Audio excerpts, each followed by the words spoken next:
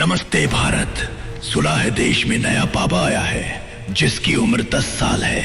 चलो देखते हैं सबकी शक्तियों को आज और बताते हैं इन अंध भक्तों को कि देश में अपरिचित भी आया है। जब अन्याय बढ़ता है तब अपरिचित लौट आता है।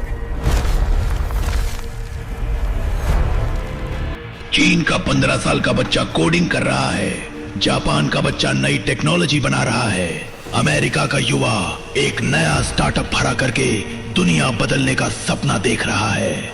और मेरे देश का युवा, मेरा देश का युवा सड़कों पर खड़ा होकर धर्म बचा रहा है।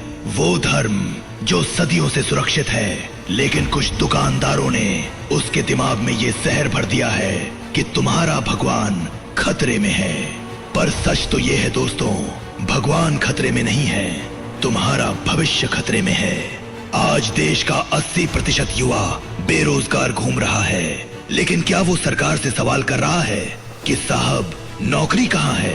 क्या वो पूछ रहा है कि कॉलेज की फीस पर इतना टैक्स क्यों है? क्या वो अपनी स्किल्स पर ध्यान दे रहा है?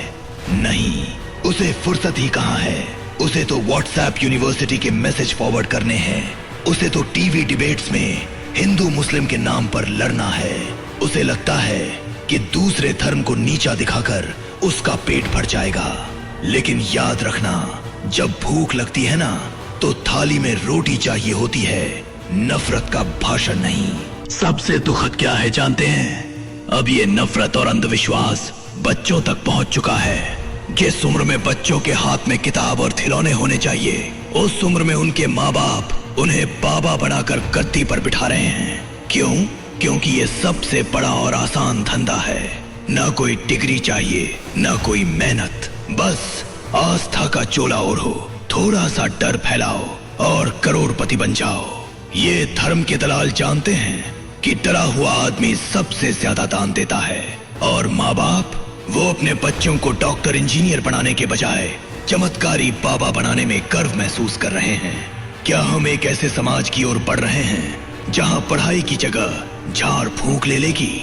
दुनिया में 2 तरह के देश होते हैं, एक वो जो अपनी आने वाली पीढ़ी को स्किल देते हैं और एक वो जो उन्हें मुद्दे देते हैं। अमेरिका के गैरेज में बैठा लड़का ऐप बनाता है और हमारे यहाँ का पढ़ा लिखा लड़का किसी नेता की रैली में झंडा उठाने को अपनी उपलब्धि समझता है। राजनेता चाहते ही यही है कि आप कभी अस्पताल, स्कूल और सड़क के बारे में ना पूछें। वो आपको धर्म की ऐसी अफीम चटा देते हैं कि आपको अपनी फटी हुई जेब भी नहीं दिखती। याद रखिए, किसी भी धर्म का ग्रंथ ये नहीं कहता कि पढ़ाई छोड़कर नफरत फैलाओ। अब बात उन माता पिता से जो अपने बच्चों की आंखों पर अंधविश्वास की पट्टी बांध रहे हैं। अगर आप अपने बच्चे को कर्म के बजाय चमत्कार पर भरोसा करना सिखा रहे हैं तो आप उसका सबसे बड़ा नुकसान कर रहे हैं।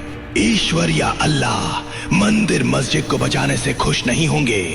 वो तब खुश होंगे जब आप उनके दिए हुए इस जीवन और बुद्धि का इस्तेमाल करके तरक्की करेंगे। बच्चों को तर्क करना सिखाइए, सवाल पूछना सिखाइए, सिर्फ सिर झुकाना नहीं। धर्म बचाने की जिम्मेदारी उस ऊपर वाले की है, वो सक्षम है।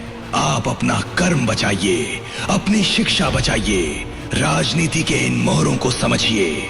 जिस दिन आप मंदिर मस्जिद के बजाय लाइब्रेरी और लैब की मांग करेंगे, उस दिन ये देश वाकई विश्व गुरु बनेगा। आस्था मन में रखिए, लेकिन दिमाग को खुला रखिए, क्योंकि अगर आज आप नहीं जागे तो आने वाली पीढ़ी आपसे पूछेगी कि जब दुनिया चांद पर बस्तियां बसा रही थी तब आप क्या कर रहे थे, और तब आपके पास जवाब नहीं होगा। अगर आपको लगता है कि ये बात सही है और ये सड़ता हुआ सच सबके सामने आना चाहिए, तो इस वीडियो को हर उस युवा और माँ बाप तक पहुंचाएं जो इस जाल में फंसे हैं। बदलेंगे हम, तभी बदलेगा देश। जय हिंद। सब्सक्राइब करें और अगला वीडियो देखें। अपरिचित रिटर्न।